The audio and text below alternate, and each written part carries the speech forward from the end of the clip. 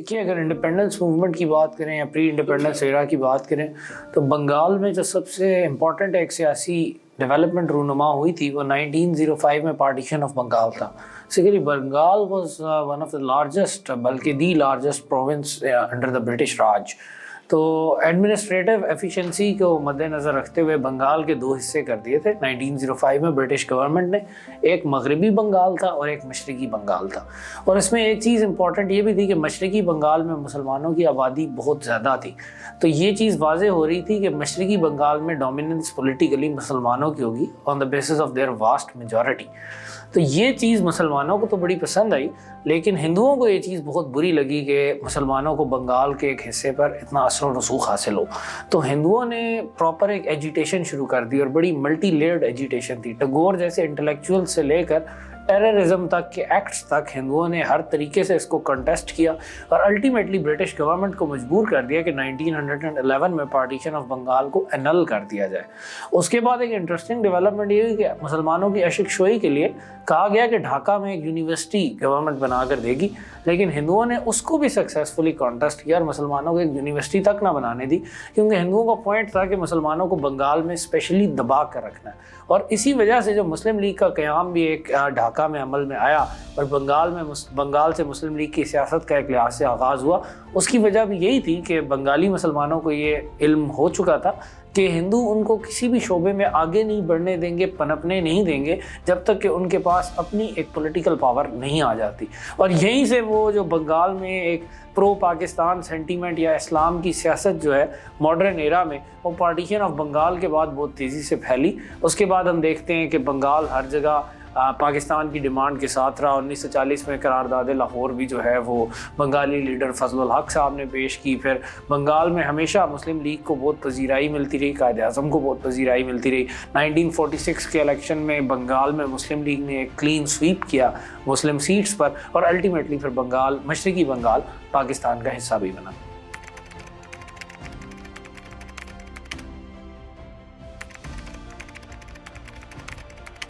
دیکھیے جو basic concept تھا وہ دو قومی نظریہ تھا کہ مسلمان ایک علیحدہ قوم ہے, ہندو ایک علیحدہ قوم ہے. لیکن دو قومی نظریے کا یہ مطلب کہیں سے نہیں تھا کہ مسلمانوں کی ایک ہی اسٹیٹ ہو. مسلمان مختلف اسٹیٹس بھی بنا سکتے تھے, جیسے کہ سب کو پتا تھا کہ مصر میں بھی مسلمان رہتے تھے, ترکی میں بھی رہتے, مطلب دنیا میں مسلمانوں کی بہت ساری اسٹیٹس اس وقت بھی موجود تھی. تو یہ کانسیپٹ نہیں تھا کہ ایک ہی اسٹیٹ ہو. علامہ اقبال نے کہا کہ نارتھ ویسٹ میں تو لازمی طور پر ایک نوشتہ تقدیر معلوم ہوتا ہے اسلامی ریاست کا قیام, اور نارتھ ایسٹرن زون میں بھی ہو سکتا ہے. اسی طرح قرارداد لاہور میں اسٹیٹس کا ذکر تھا کہ انڈیپینڈنٹ اسٹیٹس بنا دی ہیں, اور صرف ویسٹ اور ایسٹ پاکستان کی بات نہیں تھی. اس وقت بہت سارے لوگ یہ بھی سوچتے تھے کہ شاید حیدرآباد کی ریاست بھی ان فارم جو ہے وہ ایک مسلمانوں کی ایک علیحدہ اسٹیٹ بن کے سامنے آئے گی جب کہ برطانوی راج ختم ہوگا. لیکن جو سچویشن چینج ہوئی اور قرارداد لاہور کو بھی پھر 1946 میں بنگالی رہنما سوروردی صاحب نے یہ کہا کہ اس کو امینڈ کیا جانا چاہیے اور ایک اسٹیٹ کی بات کرنی چاہیے.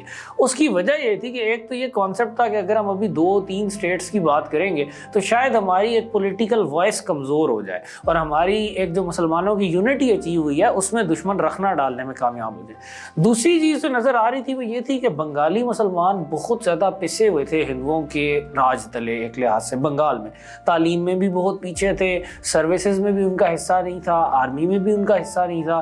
تو ان کو بہت اکنامکلی ایجوکیشنلی پسماندہ رکھا گیا تھا ہندوؤں کے تھم کے انڈر ایک یونائٹڈ بنگال میں, حالانکہ مسلمان یونائٹڈ بنگال میں بھی اکثریت میں تھے. تو اس سلسلے میں جو دو ایک چیزیں پیش کی گئی تھیں, ایک تو یہ بھی کانسیپٹ فلوٹ کیا گیا تھا کہ بنگال کو ایک تیسری آزاد ریاست کے طور پر آزاد کروا دیا جائے جس میں مسلم اکثریت ہوگی, اور قائد اعظم نے بھی اس بات کو اعتراض نہیں کیا تھا. انہوں نے سوروردی صاحب کو کہا تھا کہ ٹھیک ہے, لیکن انہوں نے ساتھ وارن بھی کر دیا تھا سوروردی صاحب کو کہ آپ کی اس ڈیمانڈ کو ہندو کبھی نہیں مانیں گے, کیونکہ الٹیمیٹلی وہ بنگال بھی ایک مسلم اکثریتی بنگال ہوتا. تو پھر جب معاملہ پارٹیشن پر ہی آ گیا تو اگر پارٹیشن ہی ہونا تھا یا اگر اسی طرح ملک نے آزاد ہونا تھا تو اس میں پھر یہ چیز نظر آ رہی تھی کہ بھارت گوبل اپ نہ کر جائے ایسٹ بنگال کو, جس کے پاس اپنی نہ بیوروکریسی تھی, ایون روڈیمنٹری بھی نہ آرمی تھی. تو وہ اس سلسلے میں اس کو ویسٹ پاکستان کی سپورٹ چاہیے تھی. جیسے اگر آپ مثال کے طور پر دیکھیں کہ مسلمان سول سرونٹس ٹوٹل انڈیا میں اس وقت میرا خیال ہے 80 یا 90 تھے ICS میں, ان میں صرف ایک بنگالی مسلمان تھا.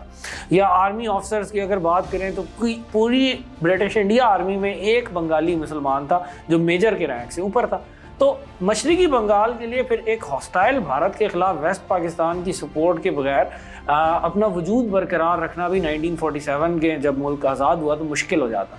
तो इस वजह से उसको प्रॉपरली अमेंड किया गया करारदाद लाहौर को, और उसमें स्टेट्स की जगह फिर कहा गया कि हम एक स्टेट की अब बात करेंगे, ईस्ट और वेस्ट पाकिस्तान एक स्टेट होंगे। लेकिन जो स्टेट्स की बात शुरू में भी की गई और पाकिस्तान बनने के बाद भी प्रोविंशियल ऑटोनॉमी की बहुत बात हुई, उसकी वजह ये थी कि ईस्ट और वेस्ट पाकिस्तान के दरमियान इतनी हॉस्टाइल टेरिटरी थी और दोनों सूबे एक दूसरे से इतना दूर थे कि ये चीज़ नज़र आती थी कि अल्टीमेटली कुछ स्पेशल अरेंजमेंट वर्कआउट करना पड़ेगा। सेंट्रलाइज सिस्टम में शायद दोनों सूबों का इकट्ठा रहना इम्प्रैक्टिकल भी हो और मुश्किल भी हो।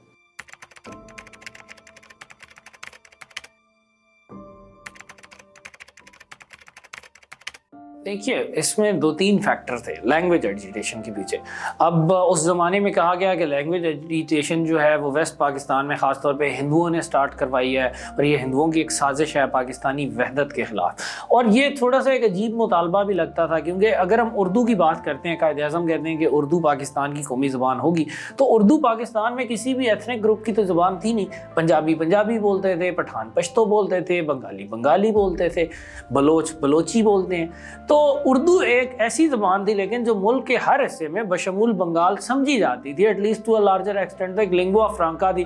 फिर उर्दू वो ज़बान थी जिसमें मुसलमानों ने अपनी बड़ी लिटरेरी अचीवमेंट्स की थी, बैनुल अक़वामी मेयार के जो है उन्होंने क्लासिक्स प्रोड्यूस किए थे, जैसे शिबली की सीरत उन-नबी है या इकबाल की शायरी है। ऑन द अदर हैंड इलाकाई ज़बानों में मुसलमानों का ऐसा कोई रिच कल्चरल हेरिटेज मौजूद नहीं था।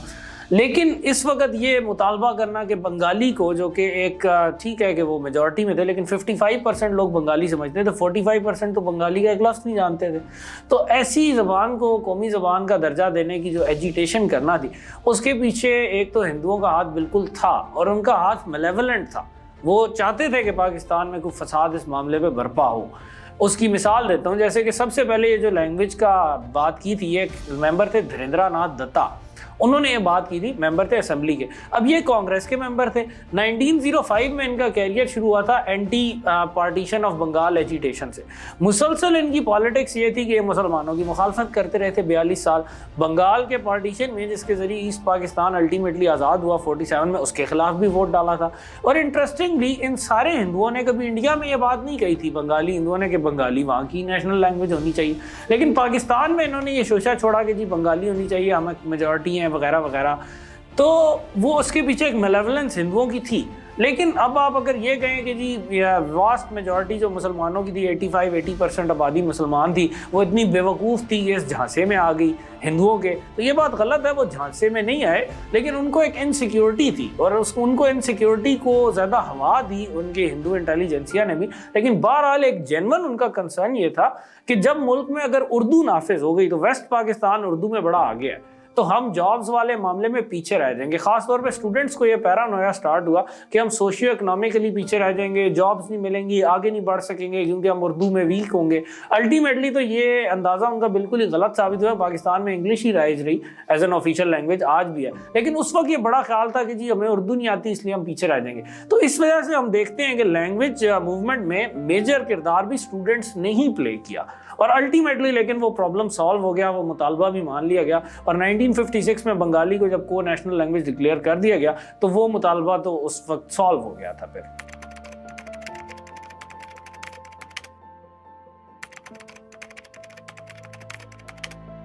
देखिए, बहुत ज़्यादा सिग्निफिकेंट था, उसको अंडर एस्टिमेट नहीं किया जा सकता।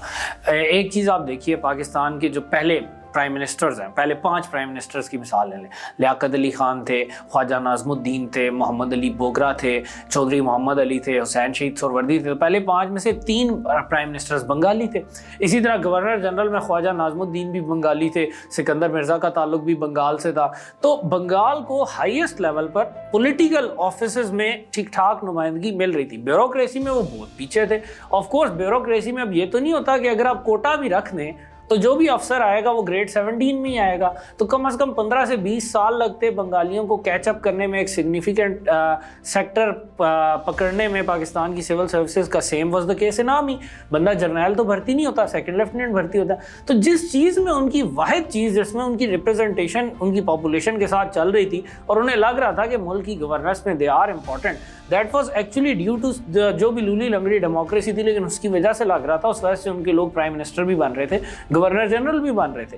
اب جب مارشل لا لگ گیا نا تو آ گئی آرمی میں بنگالی تو ہائی رینکس میں بالکل ہی نہیں تھے، لو رینکس میں بھی بہت کم تھے۔ پاکستان پوری آرمی میں 7% بنگالی تھے 50s میں، تو ان کو بالکل ایک ایلینیشن کا احساس آیا کہ یہ ہمارے اوپر ویسٹ پاکستانی ہی گورنمنٹ کر رہے ہیں، ہمارا تو کوئی نہ سنتا ہے، نہ ہماری گورنمنٹ میں کوئی سٹیک ہے، تو ایلینیشن بہت زیادہ بڑی۔ ایوب خان نے کوشش کی کہ اکنامک ڈسپیرٹی کو کم کیا جائے، ان کی اکنامک ایشوز کا ازالہ کیا جائے، لیکن ایوب خان پہلے دن سے یہ سمجھنے میں ناکام رہے کہ مسئلہ اکانومی سے زیادہ پولیٹیکل تھا۔ اکنامک ڈسپیرٹی جو پاکستان کو انہیرٹ ہوئی تھی ویسٹ اور ایسٹ کے درمیان، وہ آہستہ آہستہ 50s میں بھی کم ہو رہی تھی۔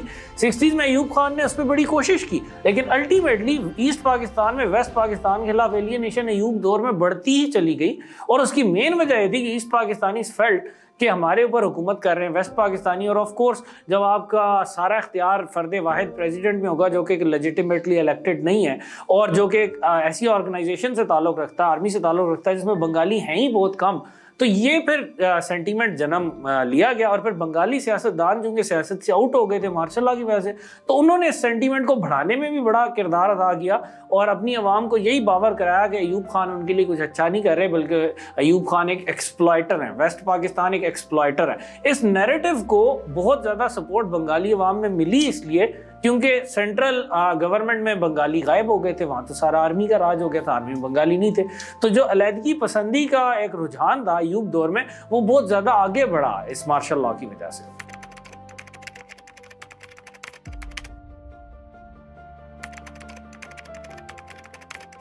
اب دیکھیے شیخ مجیب الرحمان کی اگر آپ پرسنالٹی دیکھیے نا، تو وہ ایک ایسے سیاستدان نظر آتے ہیں جن کا کوئی خاص سیاسی دین ایمان نہیں تھا، جہاں انہیں پاور ملتی تھی وہ اس طرف چلے جاتے تھے۔ تو جب انہیں گورنمنٹ میں منسٹری وغیرہ ملی تو یہ شیخ مجیب وغیرہ اور عوامی لیگ 1 یونٹ کی بڑی خلاف تھی، پیرٹی کی بڑی خلاف تھی جو 56 کے آئین میں دی گئی کہ ویسٹ اور ایسٹ پاکستان کی سیٹ سینٹرل لیجسلیچر میں برابر ہوں گی، لیکن جب مجیب صاحب کو اسی آئین کے تحت منسٹری ملی تو وہ اس آئین کے بڑے حامی ہو گئے، اور پہلے جب ان کو پولیٹیکل پاور کے لیے ایجیٹیشن کرتے تھے، لینگویج ایجیٹیشن میں بڑے ایکٹیو تھے، لیکن جیسے ہی انہیں آفیسز ملنا شروع ہوئے تو وہ خوش ہو گئے۔ لیکن جب مارشل لا لگا تو شیخ مجیب جو کہ ایک ڈیماگوگ تھے وہ پھر ایلینیٹ ہو گئے، اور ڈیماگوگ وہ تھے اور وہ عوام کو اپنے پیچھے لگانے کا ہنر جانتے تھے۔ ان میں گورننس کی صلاحیت تو کوئی نہیں تھی، لیکن ایجوٹیشن کی صلاحیت بہت اچھی تھی، اسپیکر بہت اچھے تھے، اور ہر وقت ایک مصائب کا رونے کا ہنر انہیں بہت اچھا آتا تھا۔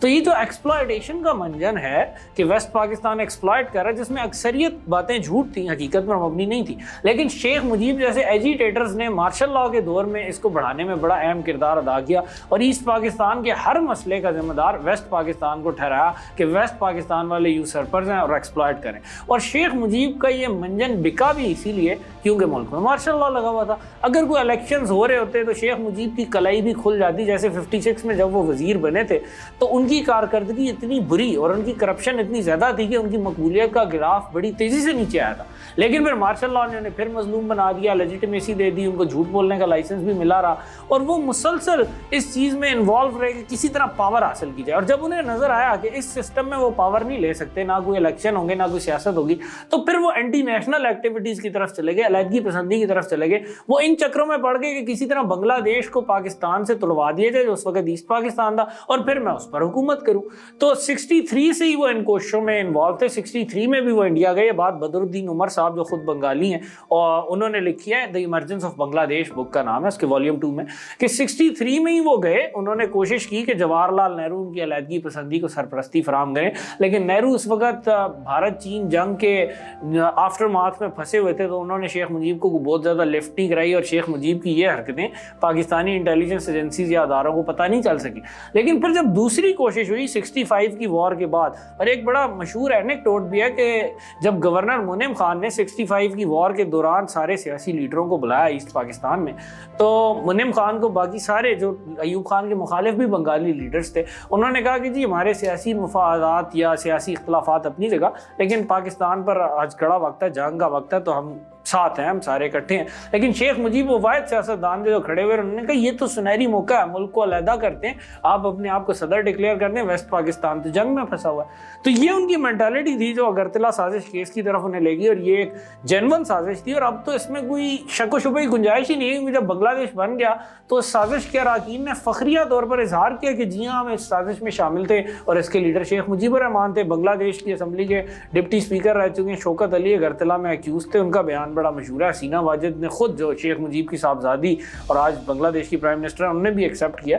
تو یہ سازش بیسیکلی یہ تھی کہ ایک ملٹری بغاوت کر کے ان افسروں کو یوز کرتے ہوئے جو بنگالی افسر تھے پاکستان آرم فورسز میں, اور انڈیا کی مدد سے ایسٹ پاکستان کو بائی فورس پاکستان سے علیحدہ کر دیا جائے. سازش پکڑی گئی, لیکن اس کیس کو اتنا انیپٹلی ہینڈل کیا گیا کہ الٹا پبلک نیریٹو یہ بنا کہ شیخ مجیب مظلوم ہے اور ویسٹ پاکستانی ان پر ظلم کر رہے ہیں, اور کوئی پراپر انویسٹیگیشن اس وقت نہ کی گئی, بڑا سلپ شارٹ ورک کیا گیا, اور پھر اس کیس کو ختم بھی کر دیا گیا صرف پولیٹیکل نیسیسٹی کے لیے, کیونکہ اس وقت کی مارشل لا گورنمنٹ جو چل رہی تھی اس کو اس وقت شیخ مجیب کی کچھ ضرورت پڑ گئی تھی. خاص طور پہ army chief general Yahya Khan اس زمانے میں سازشیں بن رہے تھے کہ جنرل ایوب خان کو اقتدار سے ہٹایا جائے, اور وہ خود اقتدار پہ ہیں, اور اس کے لیے ان کو شیخ مجیب کی کچھ ضرورت تھی. تو الٹیمیٹلی اتنا پریشر پڑا کہ پولیٹیکلی اس جینون غداری کے سنگین کیس کو ختم کر دیا گیا, شیخ مجیب کو کلین چٹ دے دی گئی. تو پورے بنگال میں یہی تاثر کیا کہ شیخ مجیب پر یہ کیس جھوٹا بنایا گیا تھا, اور شیخ مجیب پر جھوٹا کیس اس لیے بنایا گیا تھا کہ وہ بنگال کے عوام کے حقوق کی بات کرتے ہیں. تو ان کی مقبولیت کا گراف یہاں سے اٹھا کر یہاں لے آ گیا. وہ پھر اگرتلا سازش کیس کے بعد ایمنسلی پاپولر ہو گئے ایسٹ پاکستان میں, اور ان کو لیجیٹیمیسی بھی دی گئی اس کیس کی انیپٹ ترین ہینڈلنگ سے.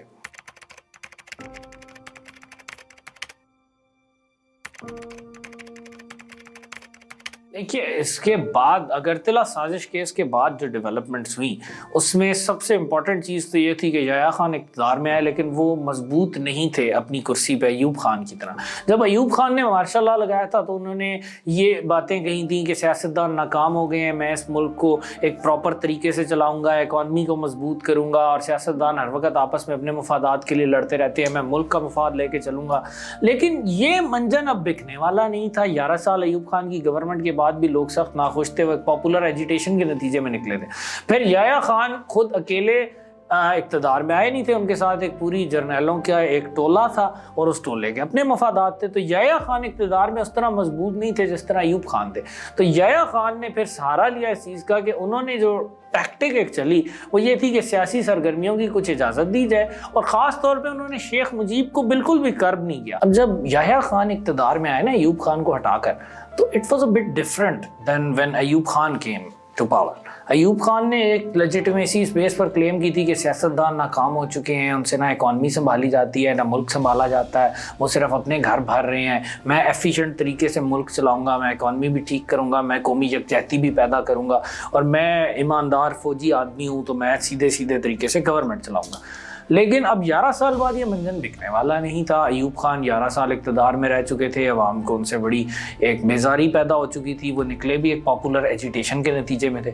تو یحییٰ خان ویک طریقے سے اقتدار میں آئے. پھر ہر کسی کا خیال تھا کہ اب بس الیکشن ہوں گے, اور یحییٰ خان نے بھی شروع میں پبلکلی ایٹ لیسٹ یہی کہا کہ بس میں تو الیکشن کرا کے جا رہا ہوں, جبکہ پرائیویٹلی وہ بتا رہے تھے اپنے فوجی دوستوں کو کہ مجھے تو شاید اس ملک پر 14-15 سال حکومت کرنی پڑے, ملک کے حالات بڑے خراب ہیں. تو جب یحییٰ خان اقتدار میں آئے تو انہوں نے سیاستدانوں کو کچھ سپیس بھی دی, کیونکہ ایک عوامی ایجیٹیشن کو بھی ٹھنڈا کرنا تھا. دوسرا ان کے ذہن میں یہ چیز تھی, وہ چاہ رہے تھے کہ ایک الیکشن ہو جس سے ہم قسم کی پارلیمنٹ آئے, اور وہ یہ شو کرانا چاہ رہے تھے کہ سیاستدان بڑے انٹی نیشنل ہیں اور جمہوریت پاکستان کے لیے نہیں ہے.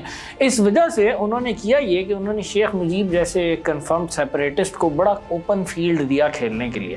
اس کی وجہ یہ تھی کہ وہ چاہتے تھے کہ پارلیمنٹ تو ہنگ ہی آئے, لیکن اس میں بڑی پارٹی بن کے ابھرے شیخ مجیب جیسے. 300 کے اگر اسمبلی ہے تو 60-70 سیٹیں اگر شیخ مجیب لے جاتے ہیں اور سب سے بڑی پارٹی بن جاتے ہیں, تو آپ یہ کہہ سکتے ہیں کہ جی ایک تو ہنگ پارلیمنٹ ہے, یہ لوگ کسی پر ایگری نہیں ہوں گے. اور انہوں نے اپنے LFO میں یہ چیز بھی رکھی تھی کہ اگر پارلیمنٹ ایک مدت میں آئین تیار نہیں کرتی, 120 دن کی شاید وہ مدت تھی, تو اس کے بعد پارلیمنٹ خود ہی ڈیزالو ہو جائے گی. تو یہ چیز جو تھی انہوں نے یہ ایک گیم کھیلی, اور he gambled with the future of the country for his own power. اور شیخ مجیب کو جیسے ہی موقع ملا کھلا انہوں نے مسلسل ایک ہی چیز پر کمپین کی کہ ویسٹ پاکستان کو ڈیمن ٹھہرایا جائے, ویسٹ پاکستان کو ایکسپلائٹر کہا جائے, ویسٹ پاکستان کے خلاف نفرت کریٹ کی جائے, شالا پنجابی کے خلاف نفرت کی جائے. انہوں نے ایک نفرت کی ایتھنو سینٹرک کمپین کی جس کی ماشاء اللہ گورنمنٹ نے اپنے سیاسی اس ایمز کے تحت ان کو اجازت بھی دی. پھر جب لیکن ان کا مومنٹم اتنا زیادہ ہو گیا اور ایسٹ پاکستان میں ان کی اتنی زیادہ پل ہو گئی اور ان کے خاص طور پر تھگش ایلیمنٹ جن کو کھلی چھوٹ مل گئی تھی انہوں نے وہ الیکشن سٹیل بھی کر لیا. جو ایسٹیمیٹس ہیں وہ یہ ہیں کہ پروبیبلی اگر فری اور فیئر الیکشن ہوتا تو پھر بھی شیخ مجیب 100-120 سیٹیں جیت جاتے, لیکن اس الیکشن کے دن جو ریگنگ ہوئی اس ریگنگ کے نتیجے میں وہ 160 سیٹیں جیت گئے. اب 300 میں سے 160 سیٹیں وہ جیت گئے تو ان کو کسی پارٹی سے کوalition کی ضرورت ہی نہیں تھی. وہ کسی بھی قسم کا کانسٹیٹیوشن اس LFO کے تحت اپنی مرضی کا بنا سکتے تھے. جب یہ سچویشن پیدا ہوئی تو پھر ہماری جو ایک اسٹیبلشمنٹ تھی, جو گورنمنٹ تھی یحییٰ خان کی, اس کے ہاتھوں کے طوطے اڑ گئے. تو انہوں نے ذوالفقار علی بھٹو کو یوز کرنا چاہا کہ شیخ مجیب کو کاؤنٹر کرنے کے لیے, جن کو ویسٹ پاکستان میں میجورٹی ملی تھی لیکن جس کے پاس سیٹیں 80 تھیں, شیخ مجیب سے ہاف تھیں.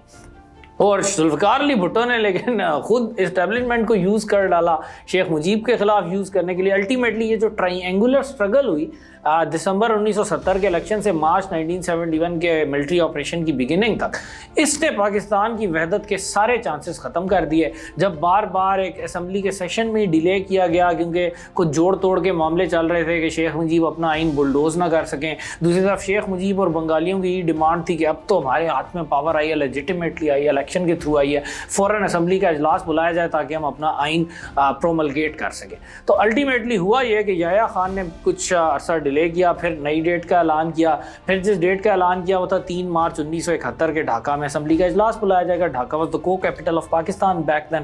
اور پھر 1 مارچ کو اچانک اعلان کیا گیا کہ قومی اسمبلی کا جو اجلاس ہے وہ غیر معینہ مدت کے لیے ملتوی کیا جاتا ہے. تو عوامی لیگ خاص طور پہ اور بنگالیوں میں عموماً یہ جذبہ سامنے آیا کہ جو ایک نفرت پھیلائی ہوئی تھی وہ رنگ لائی, اور انہوں نے کہا کہ یہ تو ہمیں کبھی گورنمنٹ میں آنے ہی نہیں دیں گے, یہ تو ہمیں کبھی کوئی پاور میں حصہ دیں گے ہی نہیں. تو انہوں نے ایک ایجیٹیشن سٹارٹ کر دی, اور صرف ایجیٹیشن نہیں, بہت زیادہ اٹراسٹیز کی, فوج پر بھی حملے کیے, عوام پر بھی حملے کیے, نان بنگالیز پر بھی حملے کیے. اور الٹیمیٹلی جو ان کا مطالبہ سامنے آیا جب یحییٰ خان نیگوشیٹ کرنے گئے تو انہوں نے کہا بس ٹھیک ہے کنفیڈریشن بنا لیتے ہیں. کنفیڈریشن کا مطلب تھا کہ 2 سیپریٹ اسٹیٹس. تو یہ چیز جب سامنے آئی تو Yahya Khan decided against the advice of his own military men in East Pakistan, جن کا خیال تھا کہ اگر ہم ملٹری آپریشن کریں گے تو ملک ٹوٹ جائے گا, کچھ تو خون بہت ہوگا, فائدہ کوئی نہیں ہوگا. لیکن against the advice of his military advisers general Yakub and admiral Ahsan, جو کہ ایسٹ پاکستان میں کافی عرصے سے موجود تھے اور جنہوں نے پھر استعفیٰ بھی دے دیا, تو Yahya Khan opted for a military operation on the 25 March 1971. اور اس ملٹری آپریشن کے بعد الٹیمیٹلی ایک ایسا کیزم پروڈیوس ہو گیا ایسٹ اور ویسٹ پاکستان کے درمیان جس کو برج کرنا الٹیمیٹلی ناممکن ہو گیا. اور پھر دسمبر 1971 میں پاکستان کی جنگ میں شکست کے بعد جو ہے وہ بنگلہ دیش کا ملک مارز وجود میں آیا اور پاکستان ٹوٹ گیا.